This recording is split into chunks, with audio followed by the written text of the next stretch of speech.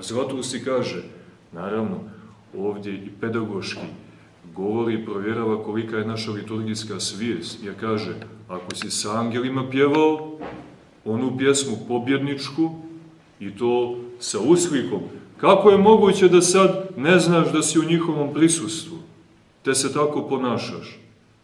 Znači, ono si pjevao iz praznoga uma i po nekoj lošoj navici.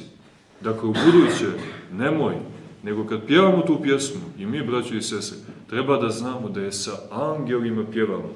I vjerujte, to je iskustvo nas kao sveštenoslужitelja.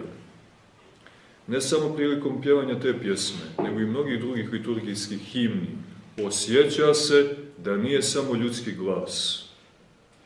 Osjeća se, vjerujem da oni malo osjetljiviji duhovno to i sami osjete, da je tu prisutno i nešto drugo, da je tu prisutan i glas, odnosno energija i višnjih sila.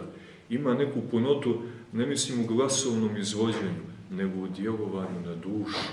Osjećamo da nismo sami, da ne pjevamo sami, da su se i angeli uključili.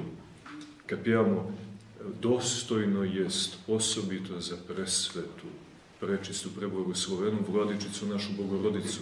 Pa kad krenemo dostojno, a dostojno znamo koga je pojao prvo, angeli, osjećamo neku silinu, neku snagu, neku hrabrost, neku smjelost. To je, braći i sestre, otuda što su angeli zaista tu, tiho prisutni, moćno, ali tiho, da nas ne bi olašili, nego sa nama slavili.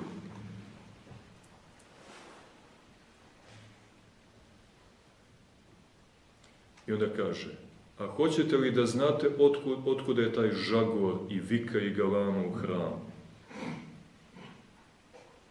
I onda preuzima odgovornost kao pastir. Kritikuje li i od odgovornosti ne bježi. Kaže, svakako otuda što crkvena vrata nikad ne zaključavamo, no vam popuštamo da i prije posljednje molitve blagodarenja, obratite pažnju, bježite i kućama odlazite, što je sve znak velikog preziranja. Ovdje skreće pažnju na veliki grijeh. Primanje svetog pričašća, to se posebno dešava baš na velike praznike. I dan danas se dešava. I to je postalo pravilo, odnosno bezakonje, prekršaj, pravila koje zaslužuje crveni karton. I sveti Jovan Zlatoust će ga i podići sad. Ali pazite, jedno je isključiti fudbalera, a drugo je isključiti čovjeka iz crkve. Isključiti znači smrti ga predati. A sad ćete da vidite, ovo smo mi nekoliko puta govorili na svetim liturgijama, ali želimo da ponovimo. Riječi svetoga Jovana Zlatousta da ne bude da kauđeri zadaju neku atmosferu i nekom strogoćom barataju, nego ćete čuti riječi svetoga Zlatousta. A ako imate vi ili neko drugi nešto protiv, neka se Zlatoustom obrati. Kaže, šta činiš ti, čovječe? Misli na one koji izlaze iz hramova. I još jedno da znate, to nam oci govore, pastiri, da se na velike praznike u tim katedralnim, sabornim hramovima bukvalno po pravilu dešava da ljudi, a to su baš oni koji dolaze samo 2-3 puta godišnje, pričeste i bukvalno posle pričešća izlaze iz hrama. Znate kakva je to scena? Vjerujte, braći i sestre, užasna. Pričešće traje. Ti si primio i izlaziš iz hrama. Odlaziš na parking, ulaziš u auto, pališ cigaretu, ide muzika i krenuo si nekuda. A red za pričešće i dalje traje. Tajna večera je u toku. Znate? Gospod sjedi, svetitelji, angeli, braća tvoja su u hramu, mada mnoga su na parkingu i čekaju da ti izađeš, da bi i ona zajedno sa tobom krenula kućama. I to je prazan parking za 20 minuta. Sveštenik još uvijek u oltaru, liturgija još uvijek traje. Neki su možda i kućama stigli. Ili u kafanu već svratili. Ali pazite, ovo je sve moguće, vjerujte, a liturgija još uvijek traje. Neko bi pomislio da je sve u redu, međutim, ne samo da nije u redu, nego je strašno i užasno. A evo što kaže Zlatoust. Takvim ljudima, koji sebe smatraju, što je najgore, pobožnima jer se pričešćuju. A evo kako se pričešćuju. Tako se pričešćuju. A evo kakva je to pobožnost, braći i sestre, da čujemo. Šta činiš ti, čovječe? Hristos je prisutan i anđeli predstoje oko ove postavljene strašne trpeze, misli na oltar. Braća se tvoja još tajnama osvećuju, to jest pričešćuju, još treba pričešći. A ti sve to ostavljaš i bježiš. A da si na ručak pozvan, običan ručak, kod nekog čovjeka, prijatelja ili nekog velikana ovoga svijeta, ne bi smio, dok ostali gosti još za stolom sjede, čak i da se prije svih nasitiš, prije gostiju otići, ustati i napustiti. To ne bi smio. Ovdje pak, gdje se tajne Hristove još vrše, dakle liturgija još traje, i sveštene žrtve još predleže, svetinja je još tu, ti sve ostavljaš i odlaziš. I pazite kako zaključuje Zlatoust. Kaže, pa kako može ovo da se oprosti? I kako da se opravda? Pazite pitanje velikog Zlatousta. Kako ovo oprostiti? Ne želi da presudi, ne želi da ga upuca na licu mjesta, ne želi da ga udavi tu na tom parkingu, ne želi munjom da ga pogodi, ne želi strijelom angelskom da ga prostrijeli, nego se pita kako ovo oprostiti? Traži način, traži potvrdu, traži opravdanje. Kako ovo oprostiti? I kako opravdati ovog čovjeka? Čime? Ko će ga opravdati? Ko će ga pokriti?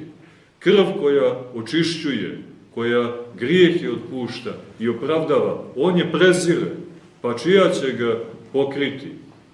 Sina Božijeg, koji jedin ima vlast da otpušta grijehe, on ostavlja, leđa mu drsko okreće. Pa Zlatoust, znajući za sve to, pita, ko će mu oprostiti? I pazite sad, nasada i kaže, hoćeš li da ti ja kažem koga podražavaju oni koji izlaze iz hrama ne dočekavši svršetak, misli liturgije, i ne uznjevši blagodarnu pjesmu koja se pri samom okončanju svete liturgije pjeva. Može biti da će ovo što ću reći i nesnosno biti, ali je neophodno da to kažem zbog nemara mnogih. Ovo što će reći su teške riječi, ali istinite, a izrečene da bi nas zaustavile ka tom srljanju u propast, u pogibiju, u samoubistvu. Juda je, takve poredi se Judom. Kaže, Juda je, pošto je na onoj poslednjoj večeri, misli se na tajnu večeru ili prvu liturgiju, poslednje one noći učestvovao, vi znate, pričestio se, iskočio i izašao. On je napustio, vi znate, Juda je ustao sa trpeza. Dok su drugi još za stolom sjedjeli, a njega, Judu, slijede oni koji prije poslednjeg blagodarenja odavde iz hrama bježe. Vidite, Zlatoust je to naziva bjekstvom. Da on, misli na Judu, ne bješe izašao, ne bi izdajnik postao. Da sa učenike svoje, misli na apostole, ne bješe ostavio, ne bi poginuo. Da se od stada ne otrže, ne bi ga vuk, misli na Satanu, samo ga našao i prožderao. Jer vi znate kako je Juda završio, bjesio se. Pukao je na pol. Da se od pastira ne bješe odlučio, ne bi od grijehova ugrabljen bio, ne bi ga očajanje pritisnuo. I on je umro iz očajanja. Nije mogao da se pokaje, nije imao snage zbog tog odvajanja. Ali ovako, on se nalažaše sa judejima, sa protivnicima, ubicama Božim, a učenici sa Gospodom, otpojavši hvalu, iziđoše posle tajne večere. I sad želi da nam kaže da svaka sveta liturgija nosi sobom tu atmosferu. Atmosfera liturgije koju mi služimo ovdje je identična onoj koju je Gospod ostavio svetim apostolima, to je crkvi. I mi po tom obrascu služimo liturgiju. One hvale, one pjesme koje pojemo poslije pričašća, braći i sestre, to je po obrascu koji nam je Gospod ostavio. Otpojemo hvalu, jer je i Gospod sa učenicima otpojao. A za to vrijeme u hramu nisu oni koji su napustili hram posle pričašća. Oni tu hvalu ne poju. Oni su već izašli iz hrama. Oni nisu sa Gospodom. Oni su se Judi upodobili. I takav čovjek, on je spreman da izda, braći i sestre. Ako je on napustio hram, vjerujte, on je spreman da izda bilo koga. Takav može da izda i najrođenije, i oca, i majku, i ženu, i muža, i djecu, da ne govorimo o kumovima i prijateljima. Kad je spreman da Boga izda na takav način, on je spreman svakog drugog da izda. Vidiš li, kaže Zlatoust, da se ova posljednja molitva, to su one, pazite, nemojte da mislite, pričestio sam se, to je kraj, sad već mogu da izađem. Pazite, to je mnogo važan trenutak. Upravo te himne, koje pojemo poslije pričešća, te blagodarne himne su mnogo važne i krunišu liturgiju. No ovo što sam govorio, nisam govorio zato da bi vi samo pohvaljivali ove moje riječi. Kao da je to odlična pouka i izraz velike pobožnosti. Niti da bi vikali i negodovali, a što je stroga, čušto priča, kako ovo, a nije, nikad ranije bio, a mi smo navikli ovako, nama niko ranije nije govorio, mi smo se uvijek pričašćivali kako hoćemo, kad hoćemo, izlazili iz hramova kad god hoćemo, što će sad ovaj pop da mi priča? Ima i to. Ali Zlatoust ne govori ni da bi ga hvalili, niti da bi ga kudili, nego, no da bi se u prikladno vrijeme, u trenutku kad dolazi putir, kad krećemo ka pričašću, da bi se ovih mojih riječi opominjali i svaku vrlinu pokazivali. Žrtva se ova tajnom naziva, pa kažemo tajna večera. A i jeste tajna. Misli se na tajanstvenost, na mističnu pozadinu. Pa kaže, a gdje je tajna, tamo treba da je i najveće ćutanje. Tako i mi, braći i sestre, poučeni svetim Zlatoustom, dođimo u hramove, spremajući se za liturgiju, nemojmo da banemo ujutro, nego već od danas spremajmo se za sljedeći susret, stražeći u toku nedelje nad sobom, pazeći kako mislimo, šta govorimo, kako se odnosimo jedni prema drugima. pazeći na zov strasti na koje smo navikli, spremajući se za sretenje sa Gospodom na svetoj liturgiji i spremajući se da se pričestimo njegovim tijelom i njegovom krvlju. A kad dođe vrijeme da istanemo u onaj red, a taj red, braći i sestre, i to naše koračanje ka oltaru, ka svetom kutiru, to vam je put u vječni život. Tu nema više rikverca, tu nema više okretanja, to je napredovanje, to je ushođenje. Mi posle tog pričešća više nismo isti, mi smo nastavili, mi smo produžili. Naš život je usmjeren onim vječnim stazama.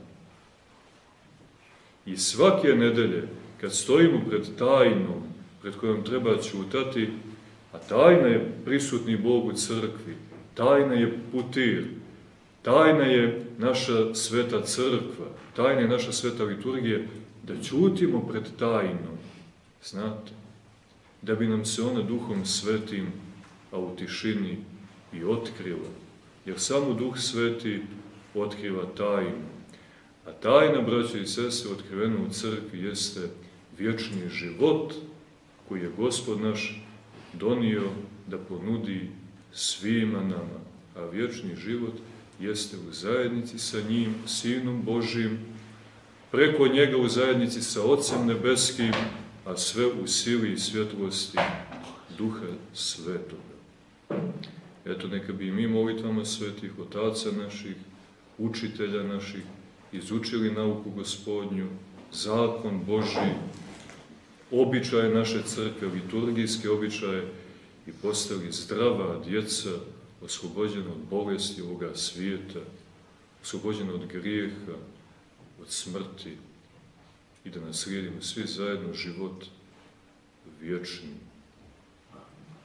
Amin Bože, da